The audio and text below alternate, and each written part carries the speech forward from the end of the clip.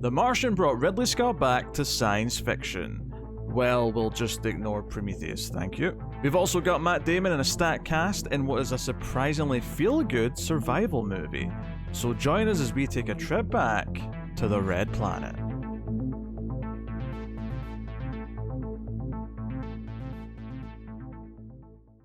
Welcome everyone to the Atomic Cinema Experiment. I am Peter, and joining me as always is Tara. Greetings, citizens. Who's from Terra, as in Earth. But we're not going to talk about Earth today, we're talking about Mars, because we're talking about... Who cares about Earth? We're talking about The Martian. As a science fiction movie podcast, this was actually a vote winner every month at patreon.com/MailFuzzTV.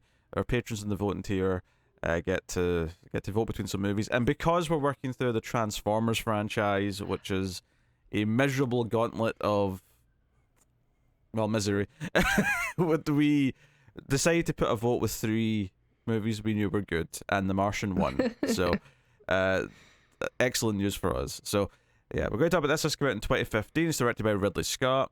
Basic premise is simple. It's the near future. There's a mission on Mars, and the crew are leaving in a rush because there's a storm, and one man, Mark Whitney, played by Matt Damon, is left behind because they think he's dead, but he's not, and he has to try and survive on his own at their little base on Mars in a building that was not designed to last more than a month, and all of the efforts and problems that come up as he's trying to survive and any attempt to maybe rescue him. That's what the movie is. That's simple. Castaway in space. It's funny because this came out in 2015, and I remember thinking we had this little nice run for a couple of years where 2013 in October we had Gravity, 2014 in I think November we had Interstellar, and then this was October 2015. So there was this like sort of like, oh, a slightly, big budget, but a thoughtful big budget sci-fi movie was coming out like every sort of autumn/winter. For a few years, and it was kind of nice. Unfortunately, the streak did not continue. I don't think there was anything in 2016 that took that crown. But when was Fury Road? Oh, that was 2015. That was summer though. Oh, it was the same. Okay. Yeah. But I wouldn't count that though, because they were all space movies. That's kind of in my head what kind of links them all. So they're all astronaut-y. I see. Maybe Star Trek Beyond. I think that was before this. No, it was after. That was 2016. Oh, there you go. It was probably summer. It's probably summer because it's a it's a blockbustery movie. I mean, not that that really matters anymore. Like big movies get released all year round now. There's no off season, really. I mean, January's still a bit of a graveyard, but other than that, there's no. There's been some gems though, right? So, I mean, there's been some. There's always exceptions, but typically I would say January's still when you don't expect any important things to come out. There's always exceptions, but I wouldn't guess on it. But anyway, so yes, The Martian, we'll start spoiler free as we always do. We'll give you warning before we get into spoilers. We'll get into it. I saw this in theaters when it came out. I assume you did as well? I did. Yes. Well, without further ado, Tara, what do you think of The Martian? I think The Martian is great. I love it. I love this film. I was so happy when it came out because I think the Prometheus still had such a stank on it. I think I was done with Ridley Scott. I think that, and there was another movie that had come out that I was just like, I don't think Ridley Scott's for me anymore. And then this came out and I loved it. And I'm like, oh, I was wrong.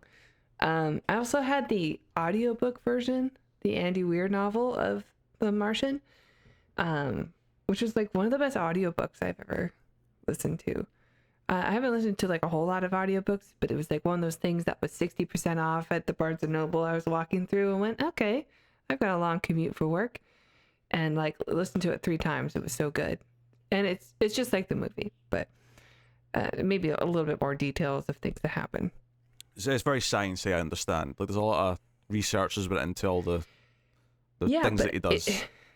I think the script is very well adapted to where like the emotion hits quite strongly in the book even, and the comedy comes through the character of Mark Watney, and I think it's just it's a really solid, fun movie about like about survival. So highly recommend. Yeah, I like this movie a lot. Yeah, I like the movie quite a bit, and I kind of shared a similar sentiment in that it kind of came along and proved that Ridley Scott could still make a good movie, because there was a little bit of doubt after Prometheus and a few other things. It was like, can he even make a good movie anymore? And it kind of just fully formed my opinion of him, which is that if you give him a good script, he will go and turn it into a good movie, but he's not necessarily that good at picking a good script, which is why he has a lot of, less than good movies as well. But this obviously has a strong source, obviously in the book, and it's been adapted well by the writers, and you've got a pretty far-reaching cast in this. It's kind of interesting because it's got a lot of big faces in it, but it's also got a lot of faces in it who were just starting to become big when this came out. So there's a lot of, just to run down them here before we go any further. So you got obviously Matt Damon as the lead, right? Makes sense. The captain of the crew that was on the mission is Jessica Chastain. Kristen Wiig's in here is the head of PR for NASA. Kate Mara is the tech person on the crew. Jeff Daniels is the head of NASA, the director making the big decisions. Michael Peña is the pilot of the space crew. Peña. Peña, sure. What do you want from me? Peña sounds I don't know. It's Peña. Fine, I don't know. Sean Bean is the mission control guy at NASA. Sebastian Stan's on the crew. He's I don't know exactly what his job role is. He does the risky things. He jumps out and does stuff. Yeah, he's the spacewalk guy. Yeah.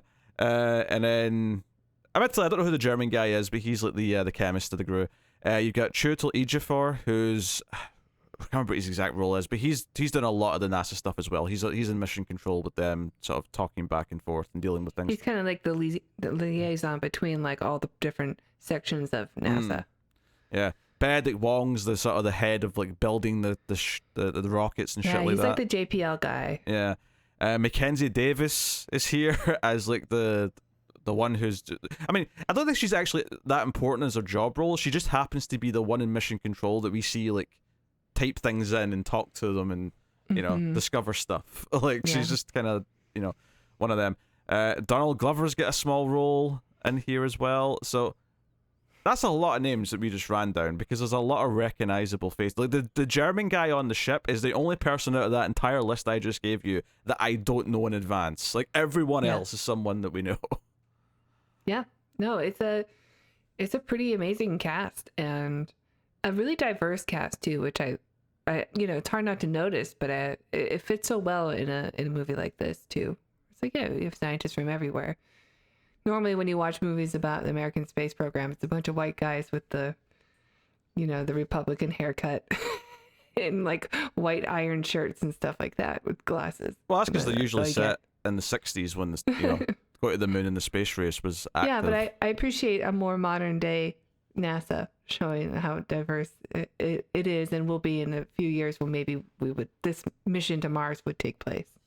Yeah, so big cast, direction's strong, everything on Mars looks really good. You got all these big vistas. Yeah, special effects are great. Yeah. All that stuff's really solid, as is the stuff with the ship in space and all that other stuff. So all that's solid. It does have a sense of humor. I think that's the thing that surprised me when I saw it, because I didn't really know that going in, is that it does have kind of this... He's funny. Yeah, he's a funny guy, and he does this thing where he's recording vlogs for himself, mainly just to keep himself sane more than anything else, even if it is technically a record. Well, he doesn't have a volleyball to talk to. So. Yeah. So he's basically just trying to keep his spirits up, and that's kind of where a lot of the humor kind of comes from. Because you could easily do this as a tense, really depressing movie. It could easily be that if you wanted to go that route. Yeah, there are moments where you experience it, but it's just so that the hope feels even stronger.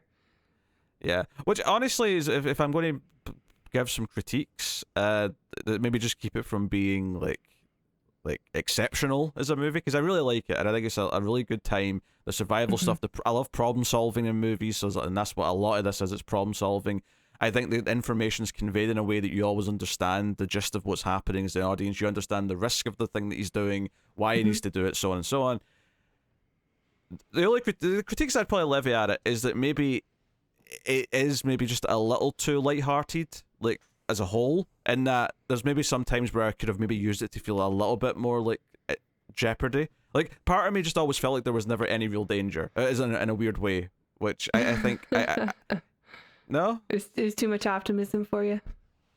it's not. No, it's not about too much optimism. It's just it's more of a tone thing. Like, it just I would just like if like I felt a bit more of the jeopardy at times. There's a couple of small moments, don't get me wrong, but by and large, it has a very kind of just, yeah, he's going to get through it attitude. That's kind of just the attitude that the movie has as a tone, and that's fine. But I mean, it's clearly trying to say that that's what you need to survive.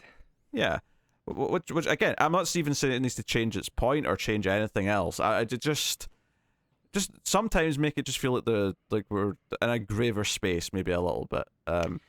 Yeah, I don't know, man. Like, it's just the movie kind of bombards you with, kicking the legs out from under you constantly by when you're watching him go through all of his successes that immediately follow up in the next scene with this catastrophe has now happened and now he has to deal with this.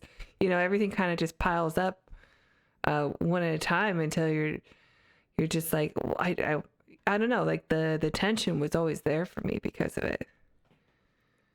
Yeah, I think I could have just been a little more tense. Like, I just never really felt like he was really in danger, and it's more of a meta thing because it's just like, it feels like a Hollywood movie that's too happy. Well, yeah, of course.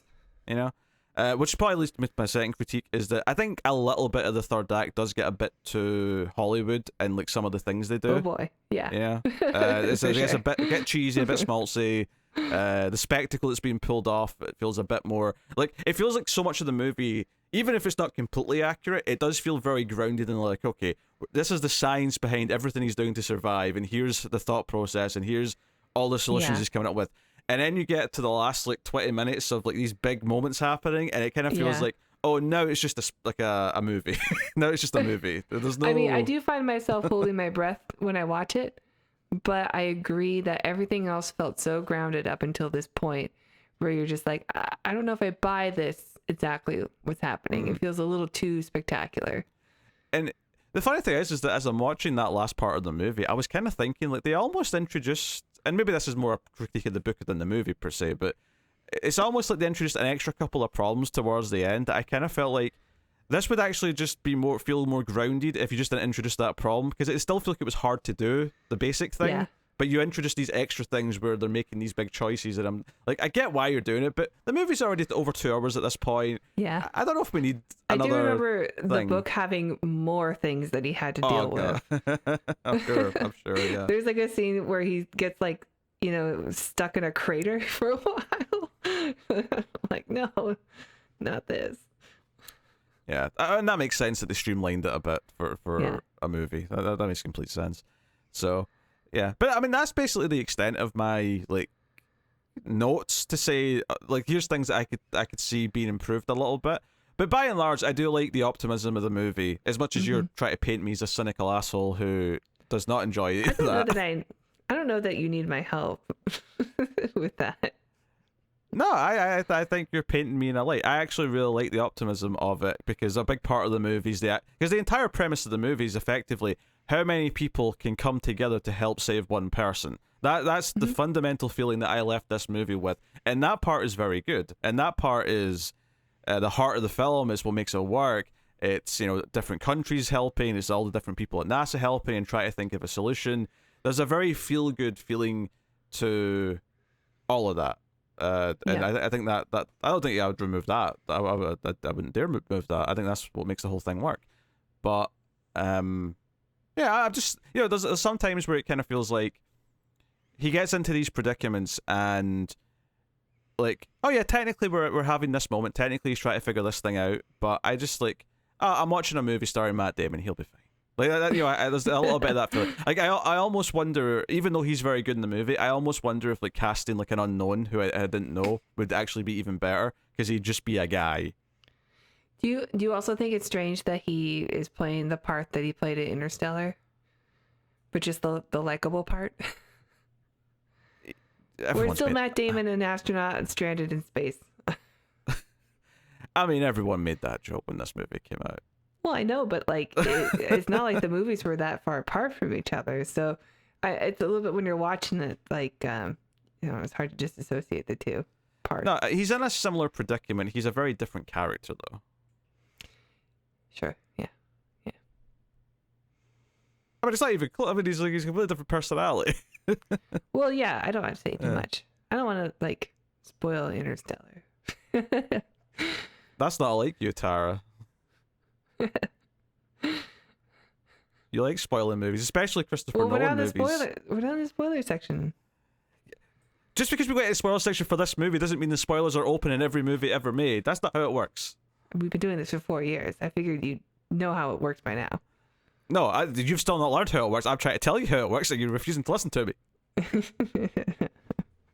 Are we ready for spoilers so I can talk about Interstellar? We're not talking about Interstellar. Stop it. It's not happening.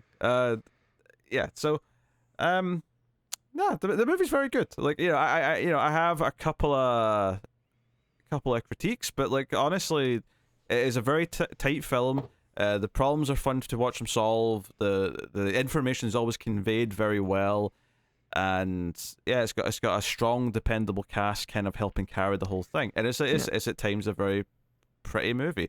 It also uses music quite well. Obviously, it's got a score, but it also has kind of a running gag of 70s disco music, because the joke is that the captain, that's all that was like left in the station, because that's what her music taste was, and so it kind of becomes this soundtrack to the movie. Even when he's not actively listening to it in the scenes, they'll still use like an ABBA song or something at key moments. It's very fun. It's hard not to like have a good time when disco music is playing. It's time to party. Which is another thing that makes it feel very not Ridley Scott to me. Like, his movies aren't fun. This movie has comedy and it's fun. I'm just trying to think of a Ridley Scott movie that I would say is definitely fun. And the most fun is maybe Thelma and Louise. That's a pretty dark film. I want to say maybe Matchstick Men, but it's been a while since I watched it. But yeah. I think you're just saying that because Sam Rockwell's in it. He's a fun guy. Also, Nick Cage. What's not fun about Nick Cage? You're right. He's pretty fun. He's an erratic kind of fun. He might start chewing the scenery at any moment kind of fun. But oh yeah, he's a fuse box for sure. Fun all the same. Yeah, it's one of those things where I do think the heart and the optimism is very important to it, and this idea that he has to keep up his spirits and not let himself go insane with cabin fever and loneliness by talking to himself, by talking things out, by keeping a sense of humor. I think there's a lot of positive messages. Like, if anything, I almost wish that it sort of went more into that and sort of was like, hey, this is a movie about mental health, and we're using this extreme scenario, like this ultra absurd. He's literally on a planet on his own to explore the feeling of loneliness, and obviously it is kind of like doing that, but like I almost wish it went even like deeper into like let's make it up like completely about that. But I mean, plus it's hard not to think about everybody else that's watching him and wants to help him, because he's not ready to give up, so like we can't abandon him, like whatever it takes. He's inspiring everybody else to spend all the money and resources to save this one guy who against all odds. I mean, the poster's literally his face with just the words "Bring him home" like over the top of him. Like that's what the poster looks like. Another Saving Private Ryan callback. I always forget that he's the titular Ryan in Saving Private Ryan. Oh shoot, we weren't in spoilers. It's not a spoiler. Surprise, Matt Damon is in a lot of films, and it's always a spoiler. Yeah, but that was before he was like well-known Matt Damon. I mean, I think he'd done like Good Will Hunting already by that point. But no, he was known for sure. But he wasn't like, it was pre-born. He wasn't born yet, which is where I feel like he kind of crossed over into like well-known movie star. Yeah, I suppose. I don't know, he was doing a lot of dramas. He did the what's the one I watched? School Ties with Brendan Fraser. He did that one. I'll take your word for it. I've not seen it. It was good. Not seen movie. So yeah. All right, we'll get to spoilers then. If you're so inclined to dive into the movie. Yes. So in Interstellar, No, Matt shut up. Damon. Shut up. He's a secret asshole. Why are you spoiling it? I mean, it's a movie that most people probably have seen if they're watching what will probably Well, we told them the spoilers were coming for Interstellar. Oh, in this case, yes. They had an idea that you might be bad. Jeez. Anyway, so yeah, the movie, like, it does a smart thing right at the start where it doesn't take a lot of time before the storm hits and like they're making the choices to leave right early, but than they were supposed to. But you know, in that 5 minutes before the storm hits, you just get enough of the interactions with the crew with Matt Damon that they all feel friendly. They're joking. There's like a moment where like the captain says, "Oh, cut the comms off so they can't talk to each other because they're you know they're joking around. We want to focus on what we're doing here." And it gives you a kind of a friendly vibe and like a family kind of vibe, which plays in later when we get to the point where he's stranded here and they're finding out about it, and we, you know, it's like, okay, yeah. Actually, you know, I have one very specific critique of a very specific moment right near the end that I will bring up when we get there. Okay, I don't love Jessica Chastain in this role. Why? I mean, I think she's a great actress. I don't think she's very good in this. I love how you kept this until the spoilers. You could have said this before, and you're like, Peter's the negative one. He's got the critiques, and you're like, I'm all happy. I'm Little Miss Sunshine. And then as soon as the spoiler warning goes up, where some people might not be around anymore, you're like, I hate that bitch. Oh yeah, that's exactly what I said. No, I like Jessica Chastain a lot. I just don't think she's very good in this. I don't know, like some of her line deliveries remind me of like Anne Hathaway or something. It was like I don't know. I found her line readings kind of bad in some of the moments. We're not watching Interstellar. Stop bringing up things from Interstellar. She's fine in Interstellar. Jessica Chastain is. Yeah, for a second it took me to realize that she was also in Interstellar, because I was too busy thinking of Anne Hathaway in Interstellar. I was like, yes, you're right, she is also in Interstellar. I think that's what you meant. Yeah, we have two Interstellar actors in this. That's weird.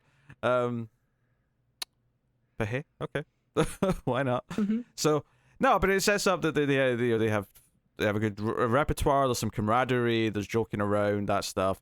And then the storm hits, and like they have to make this choice to leave, and they think he's dead. And they make this very clear: is that really try. The thing in his suit that tells him that he's got life signs gets hit with a rock or something, and so to them there's no life signs. To them it's like he's probably dead. After he's hit with some debris, he's probably dead because there's no signs that he's alive. He's not responding. He's unconscious.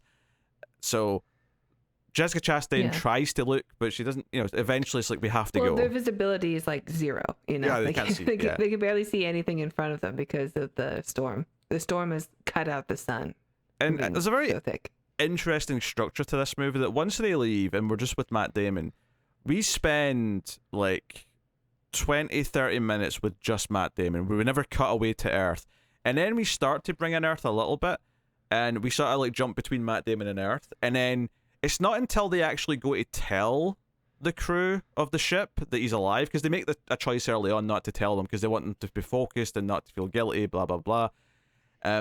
So we don't actually go back to the ship and see the crew again until maybe like an hour into the movie. It's like quite far in before we see them again. And it's a really interesting structure because when you get towards the back half of the movie, it almost feels that Matt Damon is a side character and we're jumping around all the people on Earth and the ship more than we are him for like a portion towards the end. So there's a really interesting like change of focus as we go through different parts of the story. Yeah, and the last bit is where, you know, I was saying that there's more stuff that happens in the book. Like when he's doing that long journey in just the rover, like he gets stuck in a crater and like can't get out. And you know, so there's more, you know, trials and turmoil that happens to him in that third act that's in this movie. But I think because they wanted to take the focus off of Matt Damon and focus on the crew and their mission to save him and their decision to save him, I think that's like more important. I think it's a pacing thing as well, where you start off slower with just him as he's figuring things out, but as the movie starts jumping around more, all these characters that it spent time introducing who are and the different roles at NASA and whatever, and doing all the stuff.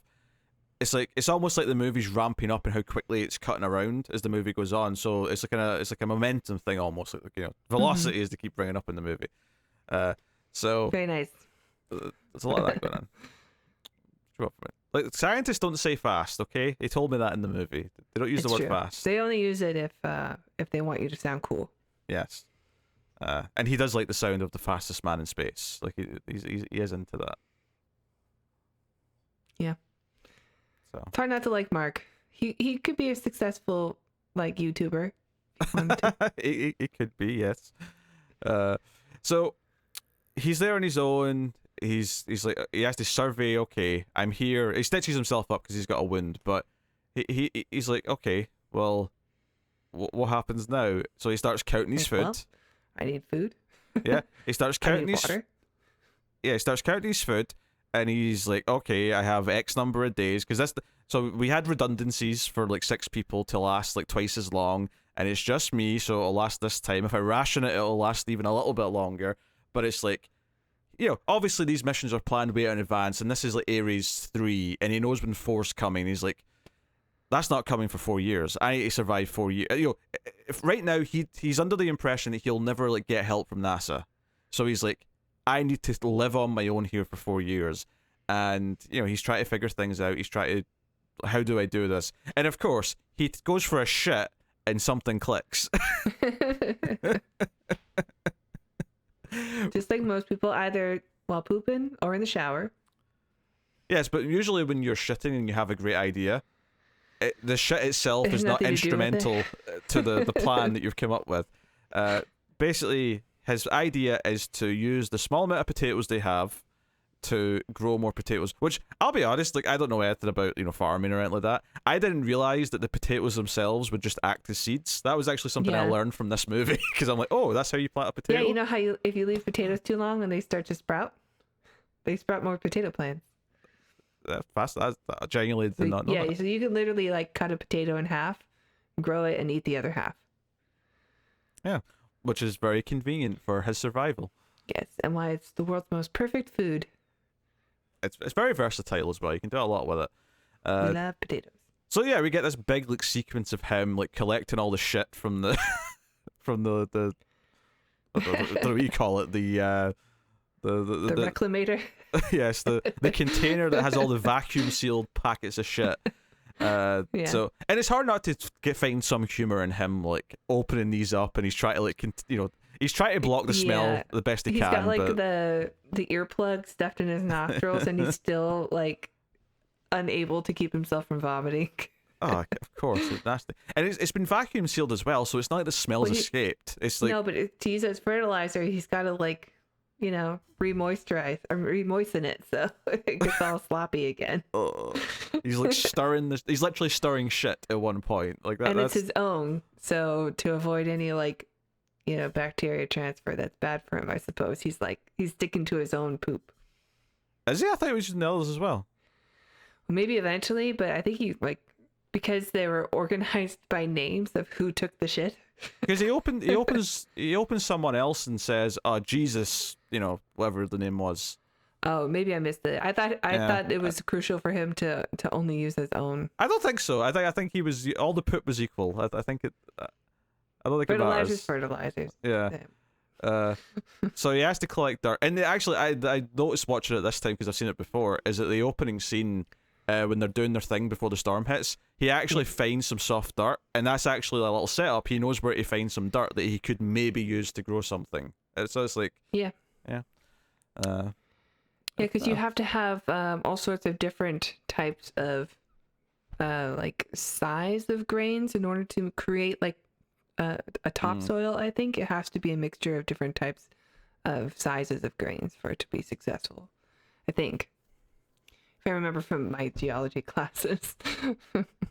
I mean, I don't know about any of this, but that's kind of partly what the movie's so good at is, because I've heard it compared to the book as well. And I maybe you can correct me because you've listened to the audiobook, but I've heard it's been a while, but maybe the movie does like more of a job of like, making the information easy to consume. Like like the book's like really techy comparatively, because you're reading it, so that it goes into like more detail and it's a bit more maybe on the NASA side of things.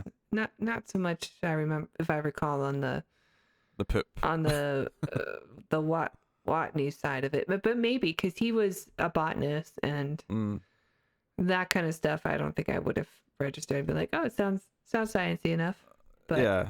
But I know that Andy Weir like contacted, like he had help from like JPL scientists to write the book.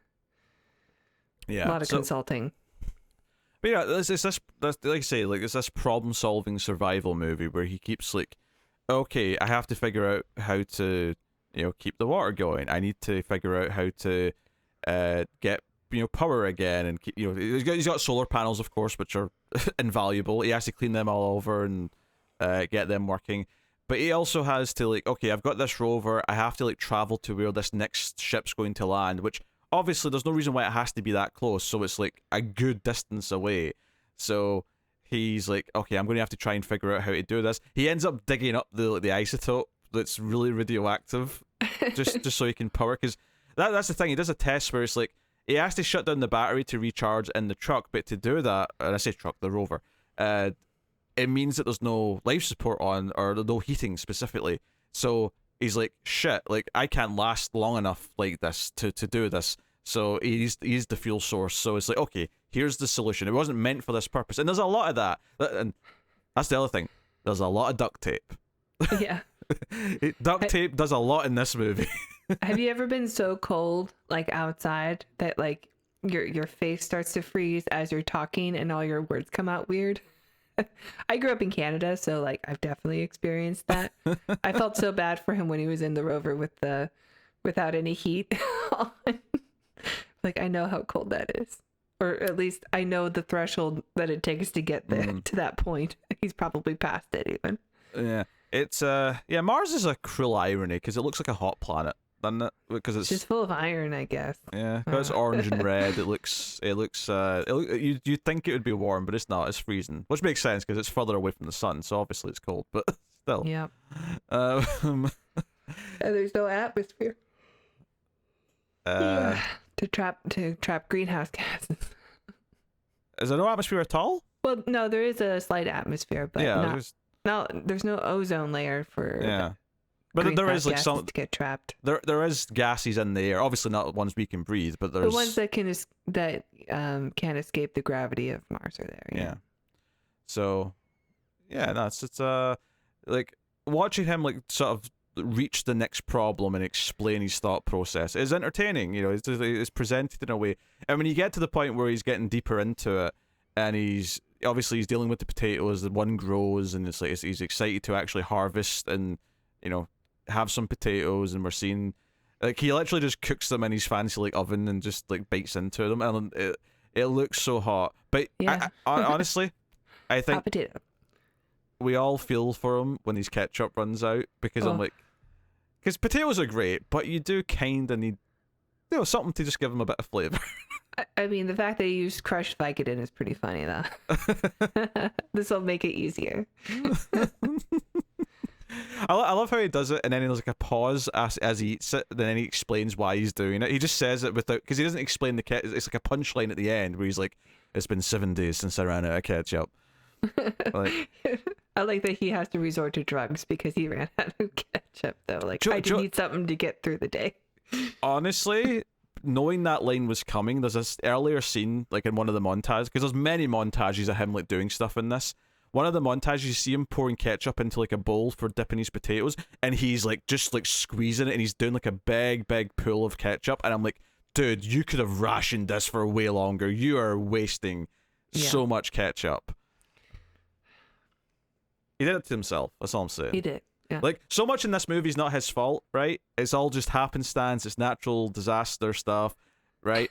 But him running out of ketchup when he did is his fault. He did not divvy it up correctly. Yeah. He should have just done just a slight smear for each bite.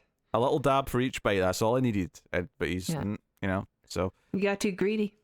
Yeah. But I think obviously when the movie starts really getting like momentum and fun is when they notice on Earth that, wait a minute, stuff's moving down on Mars. Like, like there's a little, the first time we see Chiwetel Ejiofor, he's asking for the satellite to look at some look at the site to see what's there, to see what supplies they can still use maybe in a future mission.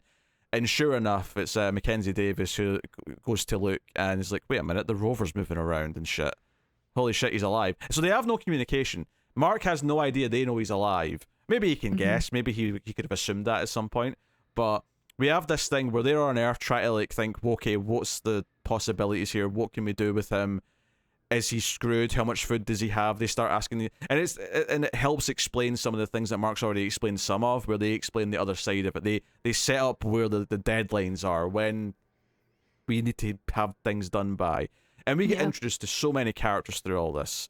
And it's a PR nightmare, right? Like our crew got to Mars and they left a guy there. It looks bad, you know. Or if you're just looking at it from that perspective, you know, from like PR perspective, it's like, how do we make this good? Well, we got to go rescue him now, and it's everything is public access, right? So they can't hide any of this. They can't hide it from the public at all. So they have to come out right away and say like, yeah, he's alive and he's alone on Mars for an indeterminate amount of time until we find a way to rescue him.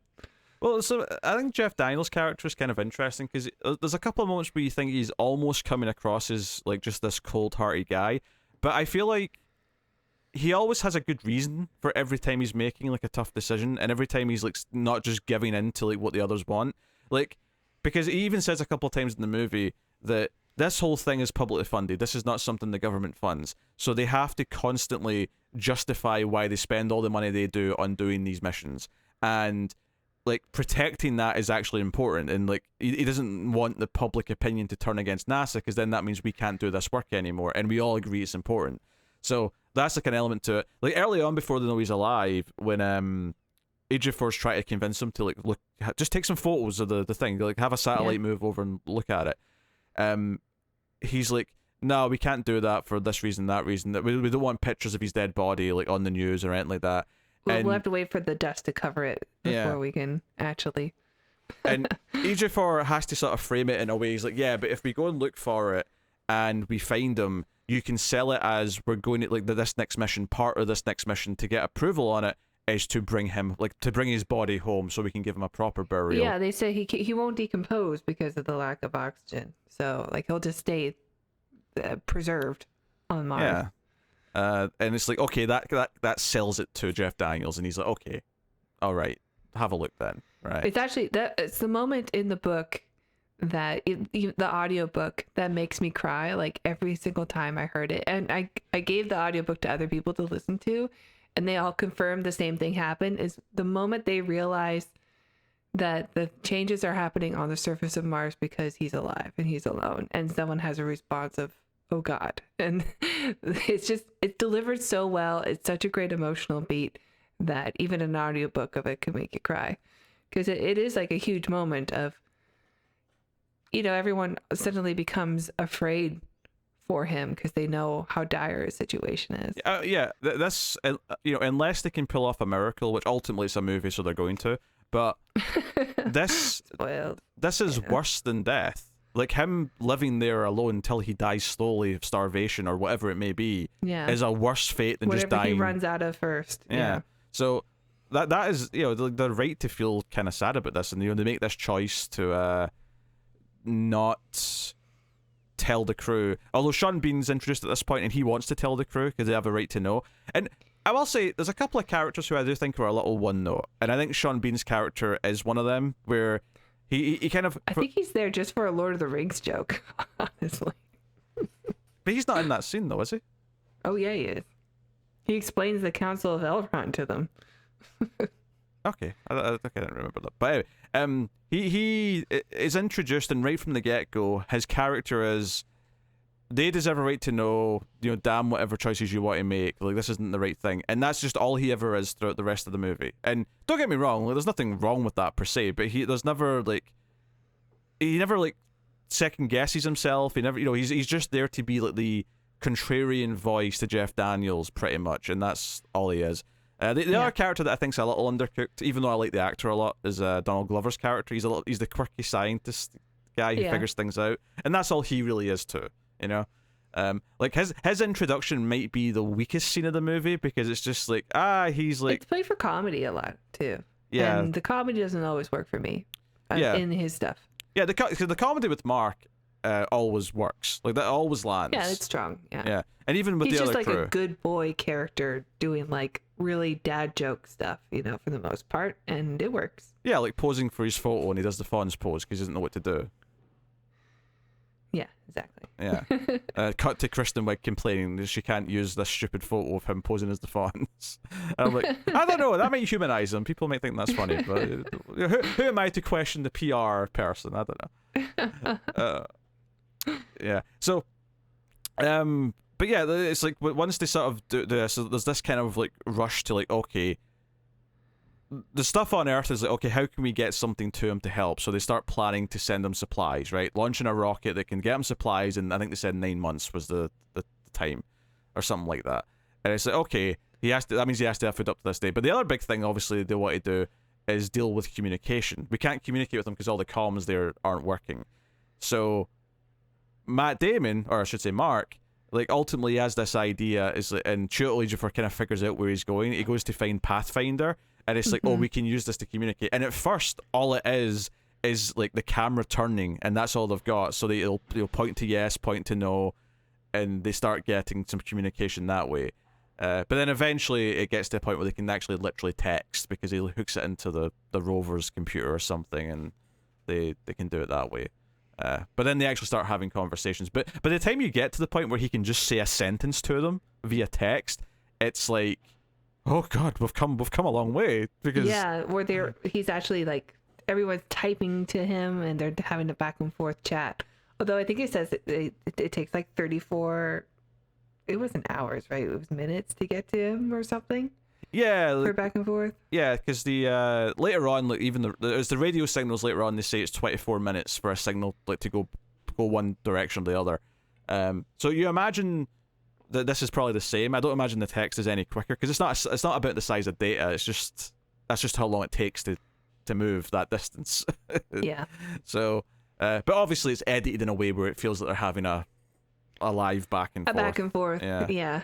But that's fine. That's just movie license so that it can. I mean, imagine like they had to we have to sell the time between every question and answer. Like it would take ages. The 8-hour cut of The Martian that really sells those times. The one that we need, yeah. So no, they keep communicating. And obviously you have some humor from this where Mark will swear and they'll say, "Watch your language," because it's right after they tell him the crew doesn't know that he's alive. Mm-hmm. And he'll drop some F-bombs, and when they say, "Please don't swear," broadcasting live. Please don't swear, Mark. This is all public record. And then you don't see what he says next, but I'm assuming there was like some F-bombs and C-bombs and maybe some other. I think somebody covers their mouth in shock. Yeah. From what they're reading. I think it's Kristen Wiig who does that. Probably the PR woman. Yeah. She's like, how do I spin this?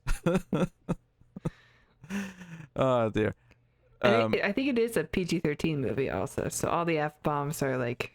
Yeah. You can't read them, and like when he actually starts shouting, we're seeing it from outside of the pod he's in, looking in. So, well, to be fair, you don't hear anything. As a PG-13, they are allowed one proper F-bomb, which I don't think they use. I think they just. I don't know. Maybe all the implied F-bombs were like count as one. Honestly, though, I don't think the movie suffers for it. Though I don't think you need F-bombs in this. No. The movie. I just noticed that you don't actually get to see them or hear them. So it's like, oh yeah, PG-13. The computer automatically censors them in the messages, yes. That's a little amusing. But no, so you have this back and forth, you have them problem solving, and like, okay, this is where you need the food to last. They're solving these problems with it. Like one of the things, and this is one of these things where they all sort of give like Jeff Daniels a look when he says this, because they're like, okay, we have to get the food launched by this day, so it makes it in this, by this time, yada yada yada. And a lot of this movie, like one of the running gags is just BD Wong just like, or Benedict not getting any sleep. Yeah, well, it's just Benedict Wong reacting to like a new deadline. A new deadline. Like everyone's like, this is where it take 90 days. I need it in 25. He's like, yeah, he's not Scotty. Yeah, and then he looks at because he's got his team like all behind the computer for the call. And he just looks at them, and the team are all like, "No, wait, like no, like we literally can't do that. It's physically impossible." It's like, well, do something. But Jeff Daniels makes this decision where he's like, "Okay, can we save any time?" And they start like cutting away days at things like that. And he's like, 10 days for inspection and safety checks. How often do we actually find something that's an issue when we do these? And they're like 1 in 20. And he's like, look, it's not a manned mission for a start. Like 5%. Yeah. Like I think we'd see this as an evil decision if there was people on the ship, but it's not. It's like it's just a probe, right? It's just it's just supplies. Yeah. So he's like, look, we take the risk, and we actually might get the food to him in time, or he doesn't get anything. Like, I think he makes the right call. If I'm... Yes, but I mean, he ends up having to like find a way to stretch out the rations anyway. So like an extra 10 days seems like a lot better than what he actually went through. Yeah, no. That is true. That is true. But it's the sort of thing where they're trying to like not get to that point, right? So yeah, the goalposts move. Yeah, the goalposts keep moving because things keep getting worse, and they have to like just dig in and okay, we just have to make do with the even worse situation we have now. Of course, he says, okay, this is all going to go fine, except this is all assuming nothing goes wrong, and that's when we cut to Matt Damon, and that's when we get the storm or not a storm, but like there's a leak in the airlock, and it blows the airlock, and killing all the crops. Yeah, all the crops just freeze. They're gone, But honestly, one of my favorite like moments, when I said that I think the movie could have used more like peril, I think my favorite moment of peril that is just a really beautiful moment is after he's like tarped up the hole and like repressurized the base. There's a storm, and he's just sitting there, and you can just hear this tarp going back and forth, and it's like every time he's like, "Do I die now? Yeah, I'm gonna die right now." Literally at any moment, if there's a tear in that tarp, because he's not got a suit on, he will just die. Like, that's it. It's over. That's how much, like, sort of just, on a wire he is at all times. Because there's a moment right at the start when he's on his own where he's looking at, like, the oxygen reading for the base, and it keeps going down, and he's hoping it'll eventually stabilize, but he's just watching because he's like, if this doesn't happen, I'm dead. So there's a lot of those little moments where he's like, this has to work or I'm just dead. And that's just how it is. Mm-hmm. So, yeah, but yeah, it's probably maybe the best moment of the movie. Honestly, is him sitting listening to that. Yeah, it's very scary. I remember watching it in the theater too, and like every time, I just felt so bad for him, because he had been through so much and he lost so much, and then like on top of that, he at this point on, he like any moment he could die. It's scary. And then, so fitting into the theme of the movie, which is all these people coming together, it's around this point where we cut to like the head of the China space program. And they're like, they've basically missed their window. They don't have another rocket in time, but we've got one sitting here that could launch. Like, do we help them? And it's this thing where, like, okay, China's space program is going to step in and collaborate with NASA. Because they're also inspired by him. Like, he's fighting for survival. It's just a good look. Everybody wants to come together. Good PR. So so they're working together. They're launching these supplies, but obviously with Mark's food being destroyed, he can't last long enough for all this stuff. Like he's doomed basically. So it's around after. So, I mean, again, the order of events here are a little murky because it's hard to remember them all. But around after they start texting, he's allowed to like text the crew, or in fact, just before that. They're told that he's alive because Mark insists, tell them, they should know. This is the thing, he's not saying tell them because I want them to be guilty. He's like, tell them because I want them to know it's not their fault. Like, that's the key thing. Yeah, and he's enraged that they don't know yet. Yeah. Oh, he's pissed. Yeah, this is where it cuts to the outside shot. You can just see him swearing behind the window. Yeah. he's very upset. He's very upset. Yes, apparently that was the wrong decision to wait. Also, like, they think their friend is dead. Yeah. And this is the first time you see them, really, is when we cut to them when they're about to get this message from Sean Bean saying, like, hey. Especially since they're working so hard to try to save him, to come up with plans to help him, to get to him. Mm. So, like, letting the crew know that he's alive and they're working on it, I think would have been good. Yeah. Ultimately. Yeah.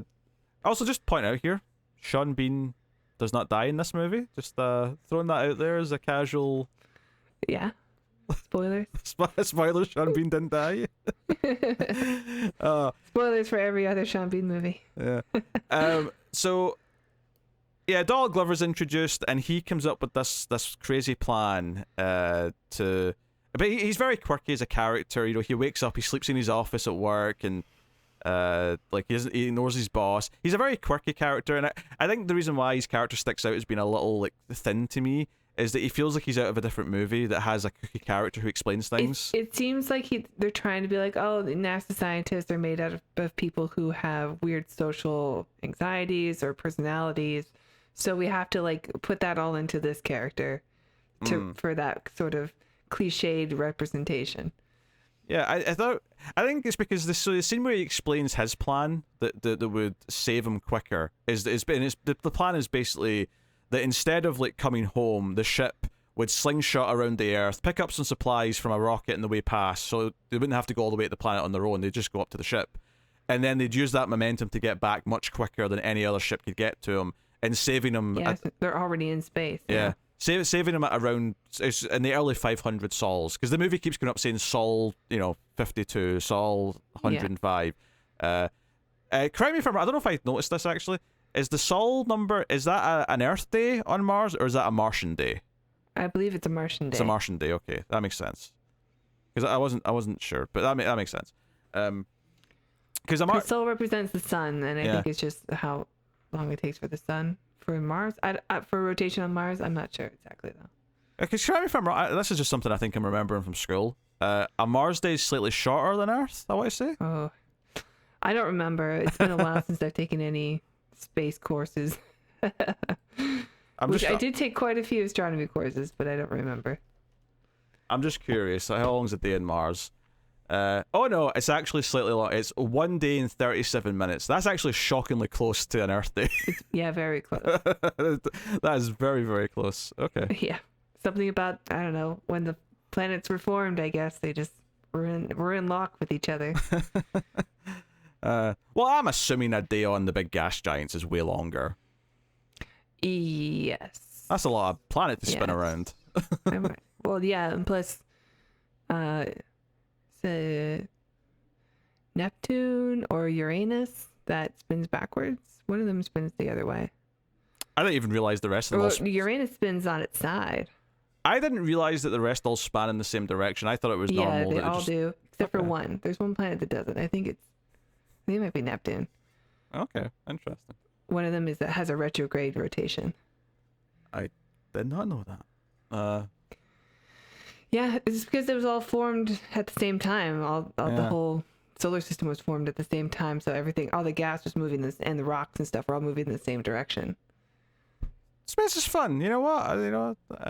Astronomy is Yeah, I loved it. I mean, it's been a long time since I've taken any astronomy course. Yeah, but obviously, I was big into it when I was young, and I got into it in community college, and then when it came to actual like college, I had been out of school for a while, and I just was so intimidated by picking physics as a major, and I went, I don't think so. I don't think I could do that. No, it's interesting stuff, but yeah. So, so my critique of this scene is that it kind of does that, like it feels the need to do. So I'll compare it to, and this is a scene in Interstellar, but also other movies. Is when they're explaining the black hole and they do the fold in the paper to show like going from one space and time to another. The event horizon method. Yeah, right.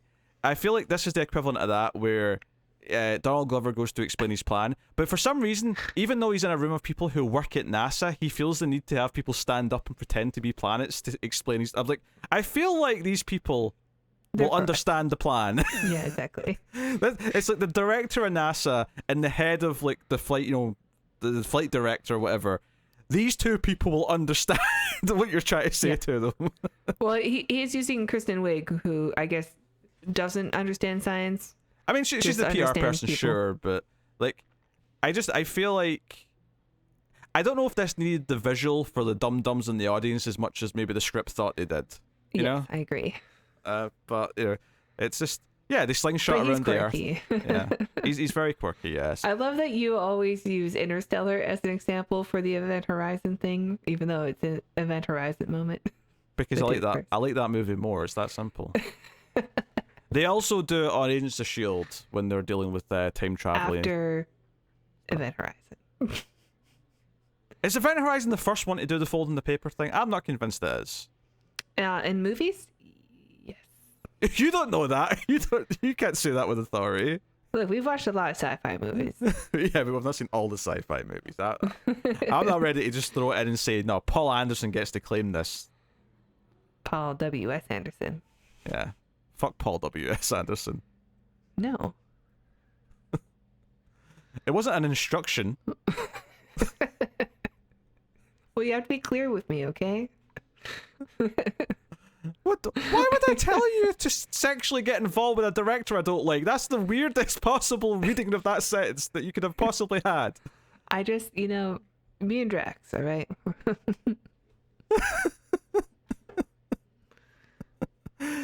Oh, dear. So basically, Jeff Daniels is like, okay, this is the safer plan for them to go back and get him, but he doesn't want to risk the rest of the crew. It could be a bigger nightmare if they risk everyone. But Sean Bean's thing is like, look, maybe this is up to the crew. This is up to them if they want to risk their lives. And it's not really that much of a risk to them, really. Like, they're relatively safe doing this. It's more just that they're going to be in space for another 500 days, they said, something like that. Something like that, yeah. Yeah, so, like... But, so Sean Bean does a sneaky. He basically leaks a text message to the crew and be like, this is what's happening, make your choice. So they agree unanimously. Chastain's not going to pull rank. She's like, we have to, every one of us has to agree to do this. And like, yeah, we're going to go save him. Let's do it. So they speed up. There's a very brief discussion, but I think everybody has their mind made up from the beginning of like, we understand the risks. Well, let's go get him. Which I think is supposed to be kind of the heartwarming part of it, is that she's like saying, no, let's slow down and actually talk about it before we all say yes, even though you feel like everyone in the room is all ready to say yes. Yeah. But like they point out, here's the reasons. They're humoring her until they can give their answer of yes. Yeah, pretty much. So like it's a fun enough scene, and it means that they have some agency, which is nice, in their decision. So they force NASA's hand, and then of course, like the PR is like, "Yes, we decided this was the best course of action," because he says that. Like Jeff Daniels says, "We're going to tell them that this was our plan," but it's like it wasn't. Like the crew just did this, and now you're going to like tell the world that this was our decision. We decided to do this. Yep. So good, all good fun. And it's around here after they get the supplies from Earth that there's a 7-month time jump to when. They're going to be coming up on when this is going to happen. Basically Matt Damon has to go to the launch vehicle for the next ship, because they send some stuff in advance, so it's not all coming with the crew. So there's actually like a launch, EV, I think they called it. Yeah, the escape vessel. There you go. Is that what it actually stands for, or are you just guessing? I don't think so. Okay. But... Anyway, so he has to make this big journey, so he's sleeping in the rover, and he's pulling out the panels, and he's recharging it, and he's traveling. Obviously, this is the part of the movie where they do some interesting stuff, where they see that he's lost a lot of weight, because he's been eating nothing but a small amount of potatoes each day for months, so he naturally is very skinny now, and yeah, because obviously... Yeah, his teeth are just loaded with plaque, and... Obviously, it's not potatoes are great, but you need more in your diet to actually be healthy. So, yeah. Although, surprisingly, you can live a long time on just potatoes. Just like a white potato. Oh, sure. Well, it's probably also that he's not eating. Like, if he could eat as many as he wanted to each day, he'd probably be in better shape than he is. Yes. Like, here. Yeah, he just has a caloric deficit of quite a lot. Yeah, so, but he's in good spirits. He's listening to some of that disco music. So who knows? Maybe he even likes it. Honestly, so as much as I've had a couple of things, some general ideas that maybe could have just nudged the movie in an even better direction for me, right? But they're fairly minor. They're just sort of little suggestions. There is one moment I think they don't focus on enough that I'm going to critique here. Is I feel like they just kind of like just rush past the first time Mark hears another human's voice for the first time in like 3 years, and I think that's a mistake because the ship. I would have liked him crying. Yeah, it does cry a little bit after, but it doesn't feel like it feels like they've already spoken to each other, and this is just like them confirming the plan now. But because the ship's in orbit, so they can communicate now via comms, and he's in this vessel, and he's had to strip all the weight out of it because it's too heavy to get high enough into the. Yeah, it's just a shell with the tarp. Yes, just the tarp. He's, as he calls it, a convertible. He's going out to space in a convertible. It's actually a great scene when they're explaining to Chiwetel Ejiofor, like they have to take all this. Because they have a model representation of everything. They're like, okay, first you take this, and then you can remove this. We don't really need this because they're not going out this far. It's just one guy. Yeah, so the crew. The chairs. Yeah, the chairs can go. Like, okay, so you're just like, it's just now an empty vessel. Like there's nothing inside it. And, like, and then you got to remove the panels and this panel, and then also the top of the ship. Well, no, but there's a specific line that I really like where he reacts badly to. They say like the navigation because they're going to let someone else, like they're going to let Peña fly it remotely from the ship, and he's like, oh, and he starts complaining about that, and like Benedict Wong's just like, we're not even at the bad part yet. And he's like, also we get have the to bad stuff. basically take like 80% of the metal off of the ship. Yes, he's going to have to the launch exterior of the ship into space with no like hull, effectively.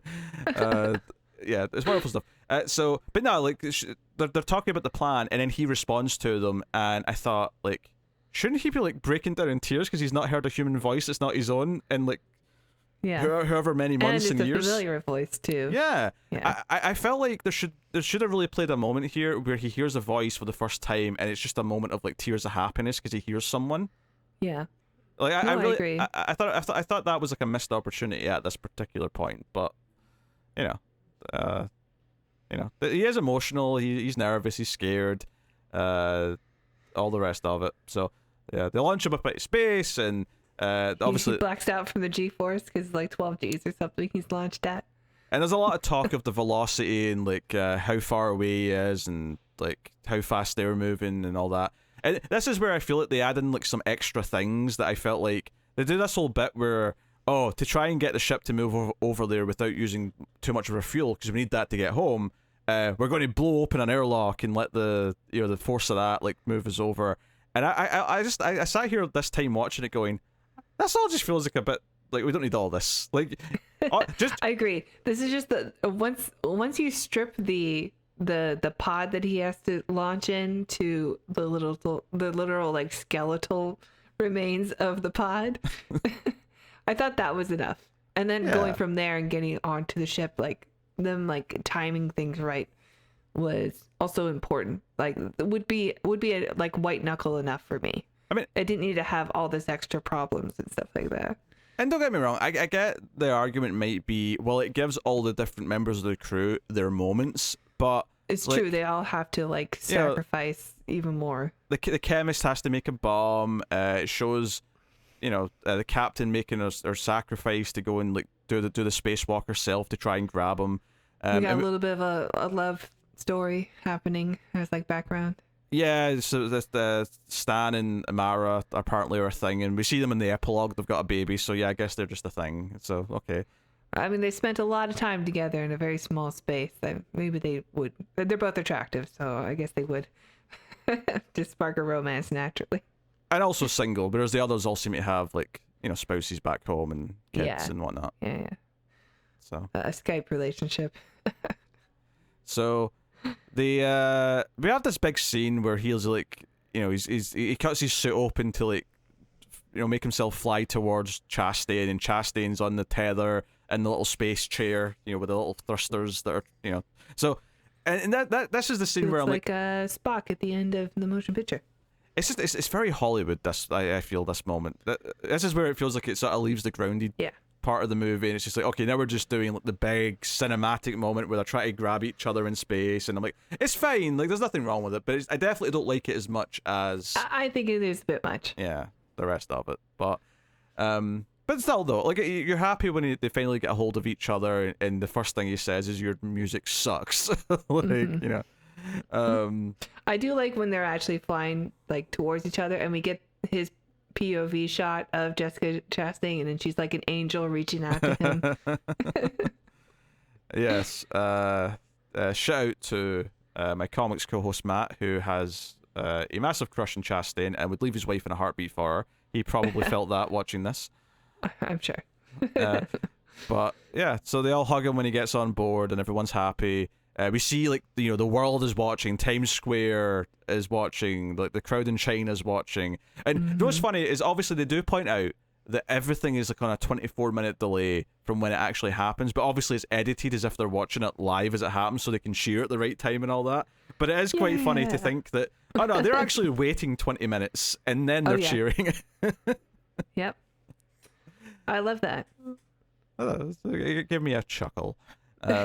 So the ending of the movie is that Mark now teaches the young astronaut recruits, right?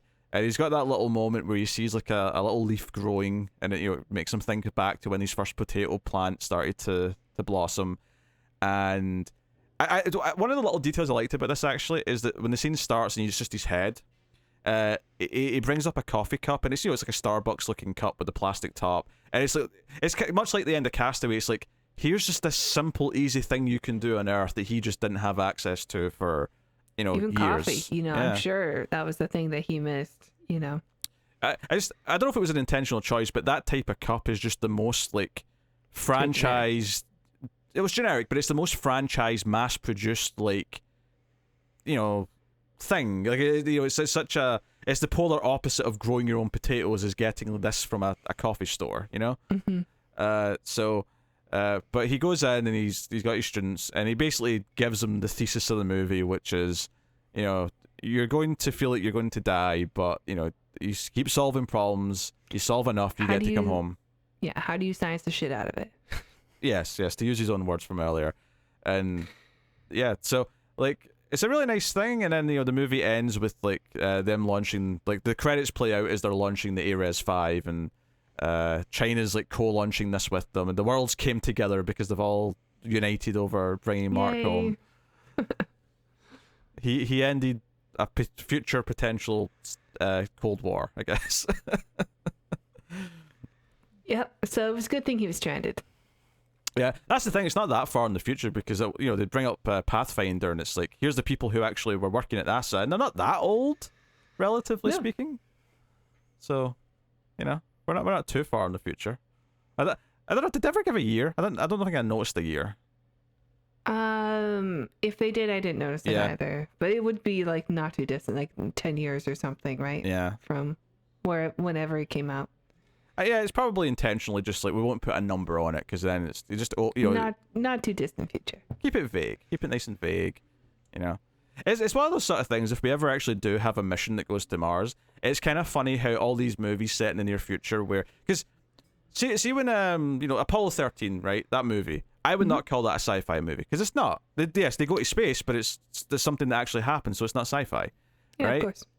I do think it's interesting that in the future, if we do start going to Mars, there's going to be this weird thing where a lot of movies imagined this, and they're still sci-fi because they were fake when they made them, but then we might actually overlap and get to the point where it's become a real thing that we actually did go to Mars. Well, I mean, we experience that all the time watching the classic Twilight Zone, where they're constantly talking about going to space and going to the moon. And that's stuff true. like that. Yeah. What will happen? Yeah, what are the dangers of going there? We don't know. Like I feel like we get like specific technology. Like, there's a lot of things in old sci-fi that are basically smartphones, and it's like, oh, that's kind of fun that we've got to that point where we have this now. But I feel like that's very true. There's stuff that was made before the moon landing where that became a true thing. But I don't know if there's anything big like that since then that's like really changed in the world where sci-fi has been like left in the dust by the real world in that way. And I'm thinking like going to Mars would probably be the next big one. Either that or maybe flying cars if we ever get flying cars. I don't know. That's it. I mean, the communicators from Star Trek were like the big one. I mean, maybe we'll get like a holodeck before we even go to Mars. Oh, maybe, it's very possible. Although to be fair, we do have self-driving cars, which is quite. That's something you see in a lot of like sci-fi futuristic cities and stuff. Yeah.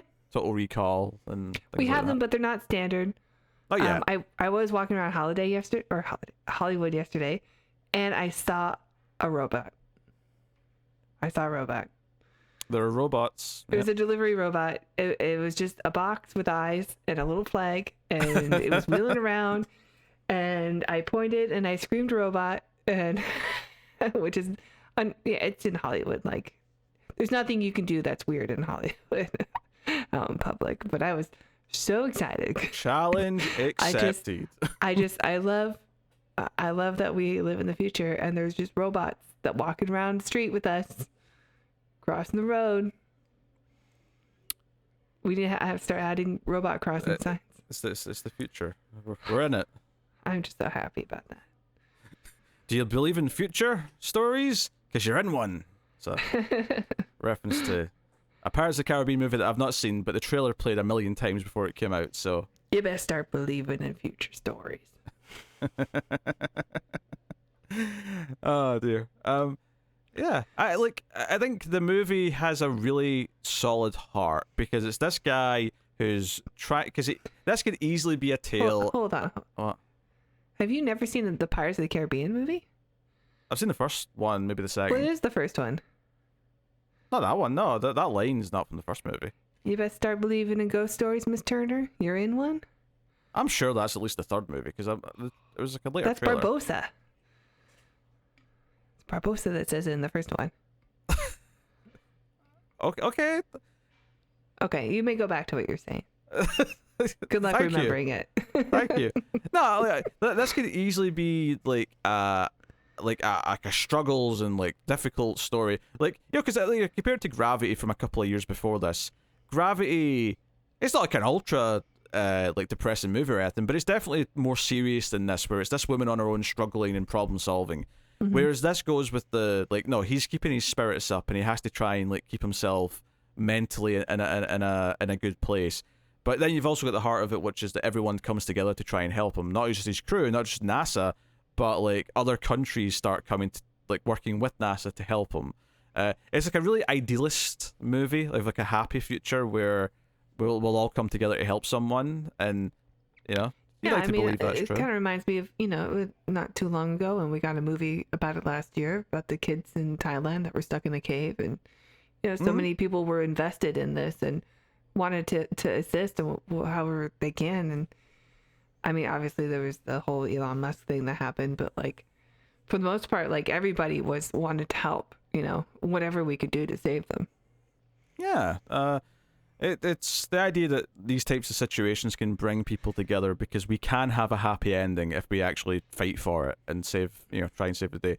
And unlike, other situations where like things are preventable, this is something where no one was doing anything wrong. This was like complete happenstance. This was just a sad like set of events that led to this happening. But it makes it, like it's almost like any time it almost could be politicized of like, should we try and help Mark or not? It's like the human kindness side wins out. And it's like, even Jeff Daniels, who's there to make the tough calls and be the cold-hearted one at times, never feels like he's just trying to be a dick, and he still seems relieved when they're getting wins and they're figuring things out. Yeah. So, it's good. So, yeah. Leave no man behind. I mean, ultimately, that's the movie. Yeah, it's just a movie about hope and optimism and working together. It was definitely the feel good movie of the year when I saw it. Which is why there's a lot of comedy in it too. Like, you want to keep it light. Yeah. It is very feel good, right? I could do with it being a little less feel good at times. Like, I want it to be feel good at the end, and I want the character stepping up to help him to feel good. That should always feel good. But it would feel even better if like he felt like he was in real shit, like at times. And there's moments of it and stuff. But I could do with just a little bit more of that, just to make it feel like he's in real jeopardy. But like I mean, I know he has to talk to himself constantly to like keep his spirits up, But having those really vulnerable moments, like the first time he's able to communicate with someone or even hear another human voice after over a year. Yeah. Honestly, they makes it seem like, oh, he had to like talk himself up, because Yeah. it really was inside of him the whole time, this like pessimism that could have killed him. That moment that they sort of gloss over of him hearing a voice again for the first time, I do think is the biggest mistake the movie makes. And it's the one. Actually, I do remember in the book that happening, and it was much more of a bigger deal. Yeah, It was much more emotional. I think that was just a mistake, but it doesn't ruin anything. Obviously, so much of it's so good that it's not a big deal. But it's the one thing that sticks out when I watch it, where I'm like, you made a mistake there with this choice. This is a creative choice that I can't get behind. But yeah, like the movie is very easy to watch. It's it's 2 hours and 20 minutes, but honestly it kind of flies in once it gets going. It doesn't feel like it drags at any point. Totally, there's great pacing. It's always interesting what's going on top of just the actual entertainment and caring about the characters and all the rest of it. So no, it's a great movie, and it proved that Ridley Scott still got it in him when he's got a good script to work from. Yeah. So yeah, I almost lost hope, but I like Mark Watney. I had to find the optimism to believe in Ridley Scott and that he could do it. Yeah, and obviously this came out in 2015. This was the same year that Mackenzie Davis was in San Junipero, the Black Mirror episode. So this is just her kind of like blossoming onto the movie scene. And then she did the Terminator, and then nothing. I don't know what else she's been in. I'm sure she's done stuff, but she was in Blade Runner 2049. Oh, she did do Blade Runner, yeah. Yeah, I think you're being dismissive just because you don't know what she's been in. I think she's been in plenty of stuff. I'm sure, but like I haven't really seen her in movies. But maybe I just haven't watched the movies she's done, because it's not like, if she's not doing sci-fi or horror, then I'm probably not watching it. Yeah, she's constantly working. I think you're just like, she's in that Station 11 TV show recently. Yeah, I figured probably television. She's the lead in that. She was in Tully. She played a character partly in Gears of War 5, so fair enough. So yeah, she's constantly working. But yeah, I guess we can rate the movie. It's good. It's good, yeah. So it's a good movie. It's got a very clear focus of what it wants to be, and I think it delivers. And I think the cinematography is just gorgeous. Mars can be very dull looking on the pictures that I've seen of the actual Mars, but they do a really good job of just like, really taking in the vistas and making it seem alien still. Like you look at it and you're like, that's nowhere on Earth. Even though it's just sand and rocks. But I think it's just a really well executed film with a strong cast, strong lead. And not what I would the kind of movie I expected from Ridley Scott. Even the trailer that came out, it focused a lot on like the constant peril he was in, and not the optimism side. And I remember thinking like, oh, it's gonna be like a bummer of a movie to watch, but it looks cool. But yeah, I think it's a really great film, and I'll give it a 9. Yeah, one of the things we talked about is like dad humor and stuff, but like there's a couple of things that he gets nerdy and excited about throughout. Like technically he's a space pirate because he's taken this ship, and Mars counts as international waters because they're not allowed to claim anything on Mars. And then earlier on as well, because he's grown some crops, that technically that constitutes colonization. So he has colonized Mars. Like just these little technicalities that he's enjoying. And I love that he's, sort of sharing this with people at NASA, and NASA like doesn't need explanations because they're all nerds, and they're like, yeah, well, technically it's international waters.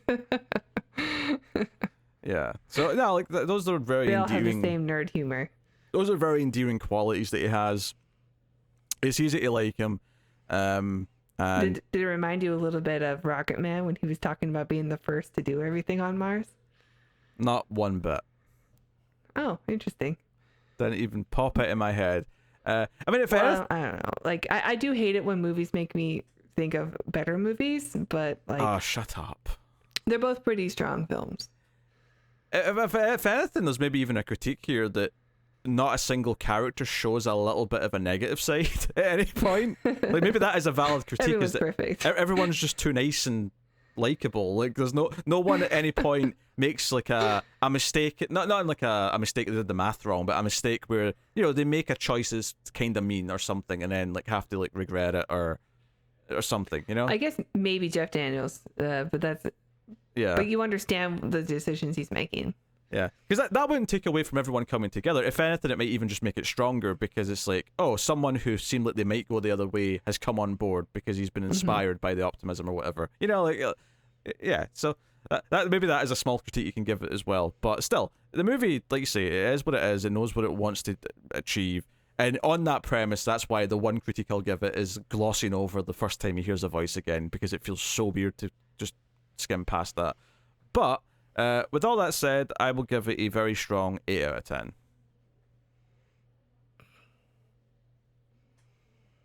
What? Oh, nothing. There's a little noise. I feel like you were judging. I feel like you're... Well, I rated it on Letterboxd already, and I saw that you already had a different rating on there. So I'm like, oh, it went down. Things can change. It's been... what, 8 years since this came out? Actually, mine went up because I had it at 8 out of 10, and then after this watch, I'm like, no, I'm gonna give it the 9. I think it is quite good. I think it's a very, very solid 8 out of 10. I recommend it. It's great. It's weird that you hate it so much now this time Oh, around. shut up. I thought you would have more optimism leaving the film, but It's a great score. What are you complaining about? I'm not complaining. I'm Just not- observations. I'm not handing out 9s and 10s willy-nilly like you, okay? Well, apparently you used to hand out a 9 to this one. Shut up. Stop fact-checking what I give movies years ago. Things change, okay? Especially when you rewatch them. Yeah, I agree. Mine went up from 8 to 9. So You should check what I rated Rocket Man and what it's still at. See if that changes up or down over the years. I was thinking. Actually, I was talking about Rocket Man the other day with people. Yesterday, actually, I was talking about Rocket Man, as I often do. Poor bastards. And